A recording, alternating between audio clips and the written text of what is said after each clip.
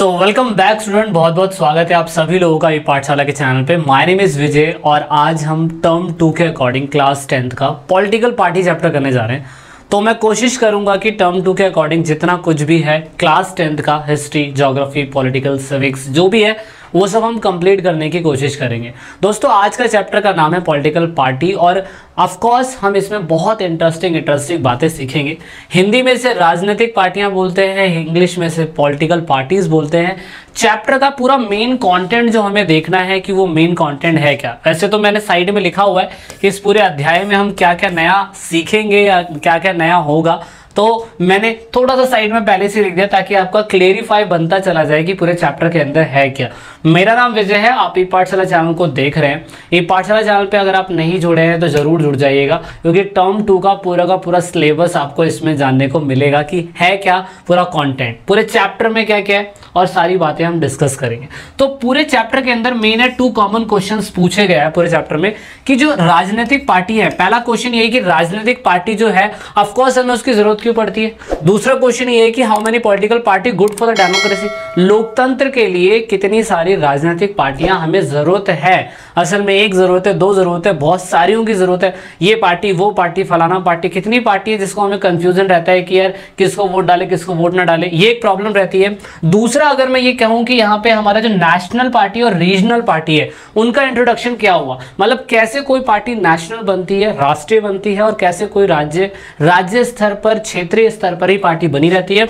और दूसरा इंडिया के अंदर मैं कह सकता हूं कि पॉलिटिकल पार्टी जो है, what is wrong with the political party and what can be done about it, मतलब पॉलिटिकल पार्टी के साथ क्या क्या गलत चीजें भी होती है हमारे समाज के अंदर और उसके लिए कोई एक आम नागरिक क्या स्टेप ले सकता है। तो दोस्तों ये पूरा का पूरा चैप्टर का मेन कॉन्सेप्ट है, मतलब मेन मैं ये कह सकता हूं कि मेन टॉपिक पूरे चैप्टर के अंदर यही डिस्कस करे गए हैं और सारा कुछ एग्जामिनर आपको यही बताना चाह रहा है। तो एक एक करके इसको स्टडी करने की कोशिश करते हैं और देखते हैं पूरे चैप्टर का कंटेंट क्या है। तो क्योंकि सबसे पहला क्वेश्चन हमारा यही है कि हमें राजनीतिक पार्टियों की आवश्यकता क्यों होती है, why do we need of the political parties. अब पॉलिटिकल पार्टी की हमें एक जरूरत नहीं है, बहुत सारी चीजों की जरूरत है, मतलब रैंडमली इनके 8 से 10 काम होते हैं, तो सारा कुछ हमें पढ़ने की जरूरत नहीं होगा। लेकिन सबसे पहले हम समझते हैं मीनिंग, राजनीतिक पार्टी का अर्थ होता क्या है, असल में राजनीतिक पार्टियों का अर्थ होता क्या है। तो दोस्तों political party is a group of people who come together, context election and hold the power in the government. यानी कि राजनीतिक पार्टियां वो पार्टी होती है जो एक साथ आके मिलती हैं,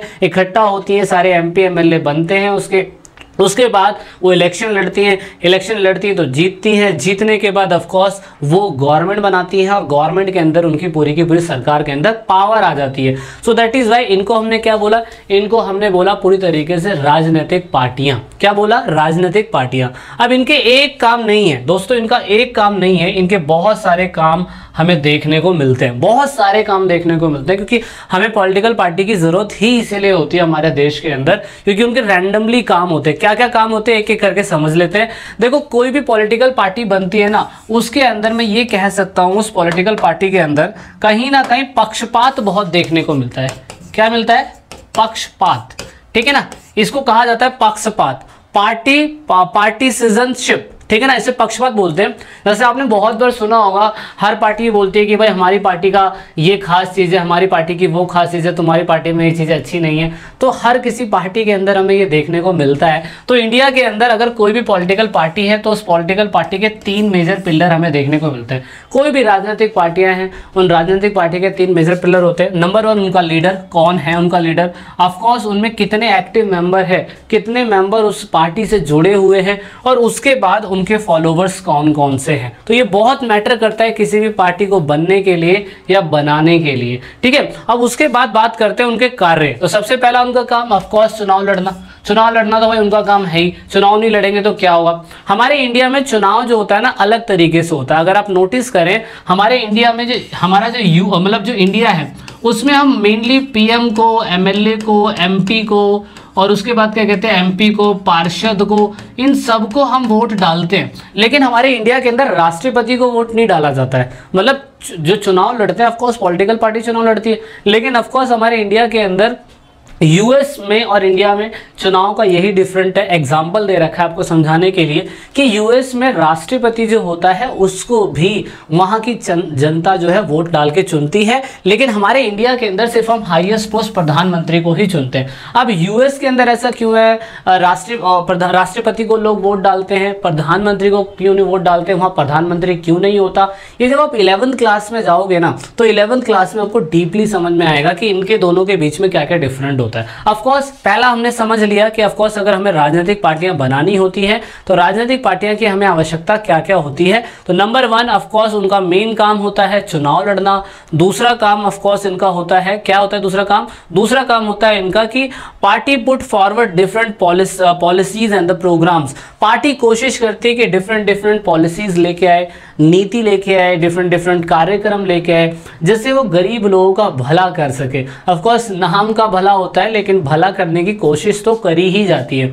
तो ऑफ कोर्स वो चाहते हैं कि पॉलिटिकल पार्टी पूरी तरीके से भला कर सके। तो भला करेगी तो ऑफ कोर्स नई नई पॉलिसी लेके आएगी। आपको पता होगा कभी कभार ये योजना, कभी वो योजना, कभी ये योजना, कभी गरीब कल्याण योजना, कभी निवास योजना, सारी योजनाएं आती है ना। तो वो मेन पॉलिटिकल पार्टी का ही काम होता है। मेन होता है इससे क्या होता है कि वो फॉर्मुलेट कर सके गवर्नमेंट के कामकाज को कि हाँ भाई देखो उन्होंने ऐसे करा, उन्होंने वैसे करा। अब दूसरी बात क्या होगी? दूसरी बात ये हो गई कि पूरी तरीके से गवर्नमेंट इज, अब देखो यहाँ पे ना मेन क्या होता है, ये जो सरकारें होती हैं जो ये सारे पॉलिसीज और प्रोग्राम्स को बनाने की कोशिश करती है, तो ऑफकोर्स उन पार्टी को हम क्या कहते हैं? उन पार्टी को हम रूलिंग पार्टी बोलते हैं। दोस्तों रूलिंग पार्टी जो है ऑफकोर्स उन्हें हम शासक दल बोलते हैं। और शासक दल क्या होता है? शासक दल जिसका शासन केंद्र में हो या जिसकी सरकार के एमपी सारे बने बनाए हो तो उन्हें हम क्या बोलते हैं? शासक दल बोलते हैं। उन्हें हम रूलिंग पार्टी बोलते हैं। और रूलिंग पार्टी ही पॉलिसीज और प्रोग्राम्स को बनाने की कोशिश करती है। दूसरा काम होता है पॉलिटिकल पार्टीज का कि पूरी तरीके से making laws of the country, क्योंकि पॉलिटिकल पार्टी में जो कार्यपालिका के सदस्य के लोग होते हैं वो कौन होते हैं दोस्तों? वो होते हैं एग्जीक्यूटिव। और एग्जीक्यूटिव ही जाके क्या कहते हैं? पार्लियामेंट में लॉज बनाते हैं जनता के लिए। जैसे अभी हमें ट्रिपल तलाक के बारे में सुना था, एनआरसी के बारे में सुना था, सीए के बारे में सुना था हम लोगों ने। तो वो कौन बनाता है? वो ऑफ कोर्स रूलिंग पार्टी ही बनाती है। जो देश में शासन चला रही होती है पॉलिटिकल पार्टी वो बनाती है। अच्छा, अब यहाँ पे मेन होता है party form and rule the government. चौथा काम होता है सरकार का कि पार्टी जो होती है जो जीत जाती है वो सरकार बना लेती है और गवर्नमेंट को रूल करती है। ये चौथा काम उसका हो गया।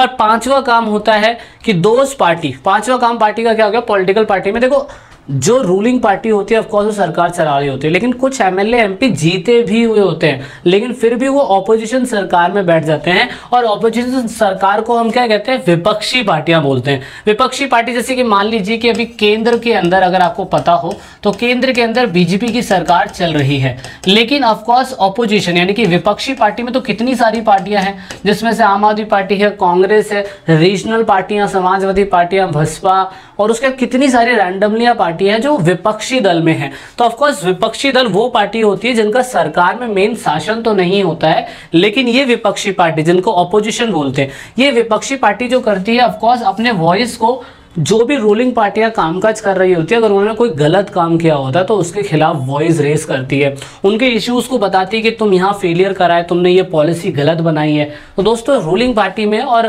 क्या कहते हैं आपका ऑपोजिशन पार्टी में ये मेन डिफरेंट होता है जो आपको समझना है। लास्ट तो नहीं पर सेकेंड लास्ट कह सकता हूँ मैं कि पॉलिटिकल पार्टी का मेन काम होता है पब्लिक ओपिनियन को भी शेप करना और हाईलाइटेड में लाना। जैसे एग्जांपल के लिए मान लीजिए कि किसान बिल था, वो एक पब्लिक ओपिनियन था, लोग चाह रहे थे कि किसान बिल ना आए, लेकिन सरकार लेके आई थी, लेकिन बाद में उन्होंने क्या कर दिया? वापस कर दिया। मेन होता है कि समाज में जो मुद्दे चल रहे होते हैं उसके ऊपर बिल बनाने का काम जो होता है पब्लिक ओपिनियन को रिशेप करना, हाईलाइट करना इश्यूज को, उसके लिए हमें राजनीतिक दल की आवश्यकता पड़ती है और ये सारे कामकाज आपको पेपर के अंदर लिखने पड़ेंगे। लास्ट है कि party provide people access to the government machinery and welfare scheme implementation by the government. और ऑफ कोर्स सरकार का मेन काम होता है कि कामकाज को ऐसा बनाने की कोशिश करी जाए कि लोकल से लोकल लोग वहां पे जाके कनेक्ट हो सके जनता से और जनता सरकार से कनेक्ट हो सके। This is called the social contract. Rousseau ने इसके ऊपर कितनी अच्छी बातें बोली है। तो रैंडमली XYZ आपको सारे काम समझ में आ गए। ऑफ कोर्स मान लीजिए कि अगर ये सारे काम सरकार नहीं करती है तो जनता इज अ किंग, जनता जनार्दन है, जनता सब कुछ जानती है। जनता क्या करेगी? जनता उनको अगले चुनाव में उखाड़ फेंकेगी नेक्स्ट इलेक्शन में, बिकॉज चुनाव एक ऐसा प्रोसेस है, चुनाव एक ऐसा जरिया है जहां पे जनता अपने नेता को चुन सकती है और हटा भी सकती है दोस्तों। तो इसीलिए जनता इज किंग, और अगर राजनीतिक पार्टियां ये सारे काम नहीं करती हैं तो ऑफ कोर्स समाज में जनता किंग है और वो कुछ भी कर सकती है। अब हमें ये लगता है कि असल में हमें ज़रूरत क्यों पड़ती है राजनीतिक पार्टी की। राजनीतिक पार्टी बनी तो ये सारे काम करेगी। अगर हम अपनी लाइफ को बिना किसी राजनीतिक पार्टी के सोचे, बिना किसी दल से सोचें कि ऑफ कोर्स क्या होगा, तो ऑफ कोर्स फिर पता क्या होगा, हर किसी कैंडिडेट का इलेक्शन जो होगा इंडिपेंडेंट होगा।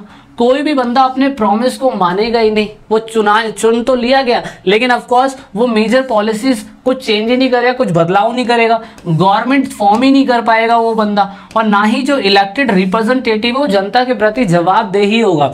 इसका जीता जागता एग्जाम्पल हमने गांव के अंदर जो पंचायती इलेक्शन होते हैं, पंचायत के जो चुनाव होते हैं वो बिना किसी दल के होते हैं। गाँव में कभी आपने इलेक्शन देखे होंगे तो वहां पर आप देखते हो कि कोई भी बंदा क्या करता है, अपनी ही जात के बंदों को खड़ा करवा देता है और कुछ सिलेक्टेड वोट होती है उसमें वो वोट डाल देते हैं। वोट डालने के बाद उनका बंदा जीत भी जाता है, और जीतने के बाद वो सरकार चला रहा होता है। सरकार क्या मतलब रीजनल लेवल पे, पंचायती लेवल पे काम कर रहा होता है। तो उसमें धांधलीबाजी चलती रहती है। तो दोस्तों कोई भी कंट्री बड़ी हो, छोटी हो, विकसित हो, नई हो, नॉन विकसित हो, डेवलपिंग हो, डेवलप्ड हो, एवरी कंट्री, सभी देश को पॉलिटिकल पार्टीज की जरूरत पड़ती है। Okay, I hope you got the information very clearly. और अभी सिर्फ मैंने ये थोड़ा सा इंट्रोडक्शन पार्ट बताया है, बहुत कुछ आगे हम पढ़ेंगे इस चैप्टर के अंदर। ये सिर्फ पहला पार्ट था वीडियो का। आई होप आपको कुछ चीज़ें समझ में आई होगी। अभी हम आगे समझने की कोशिश करेंगे वीडियो के अगले पार्ट में। वीडियो कैसी लगी लाइक से सब्सक्राइब करके जरूर बताइएगा।